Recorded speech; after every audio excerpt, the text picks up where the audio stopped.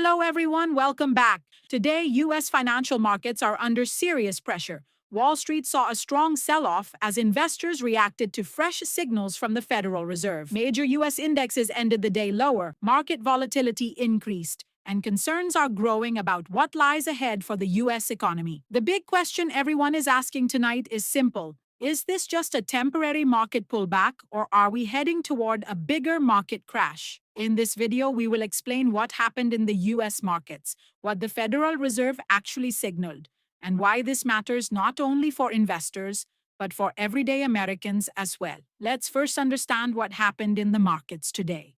The Dow Jones, the S&P 500, and the Nasdaq all moved lower during the trading session. Selling pressure increased as the day went on, showing that investors were nervous and uncertain. Technology stocks were among the biggest losers, followed by financial and consumer-related companies. When large sectors start falling together, it usually signals broader fear in the market. Investors were not reacting to a single company or a single event. They were reacting to the overall economic outlook and the future direction of interest rates. In simple words, markets fell today because investors are worried about what comes next. To understand this market move, we need to understand the role of the Federal Reserve. The Federal Reserve is the central bank of the United States. Its main job is to control inflation, manage interest rates, and keep the financial system stable. When the Federal Reserve speaks, markets listen very carefully. Even small changes in tone or language can move markets sharply. In the latest update, the Fed did not cut interest rates, but more importantly, the Fed made it clear that interest rates may stay high for a longer period of time. This message disappointed investors who were hoping for rate cuts in the near future.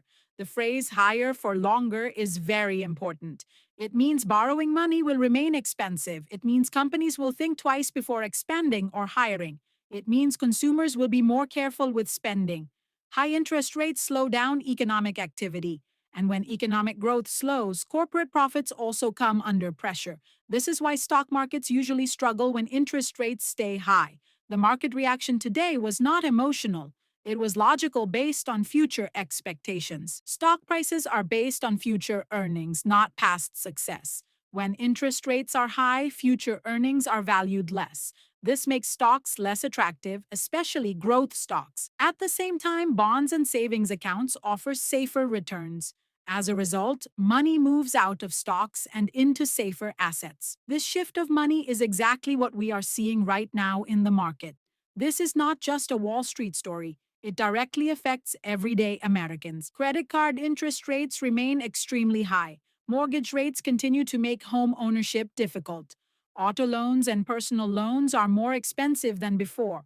When borrowing becomes expensive, people spend less, and consumer spending is the backbone of the U.S. economy.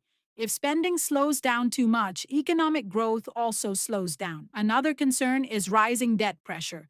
Credit card debt in the United States is at record levels. Delinquency rates are slowly increasing.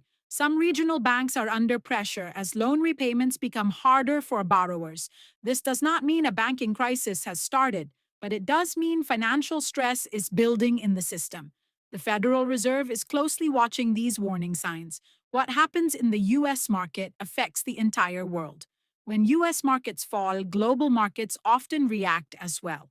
A strong U.S. dollar puts pressure on other economies and global trade. Asian and European markets are closely watching U.S. developments. Investors worldwide are waiting for clearer signals from the Federal Reserve. The U.S. economy remains the most influential economy in the world. So, is a bigger market crash coming? Right now, most experts say this is not a panic situation, but markets are clearly in a fragile and uncertain phase.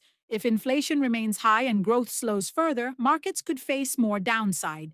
The next few months will be critical. Economic data and Federal Reserve decisions will shape the direction of the market. To summarize, today's market fall is a reaction to expectations, not a collapse of the economy. The Federal Reserve's message is clear. Inflation control comes first, even if markets feel pain. Investors and consumers must prepare for a period of uncertainty and higher borrowing costs. We will continue to monitor every major update from the Federal Reserve and Wall Street.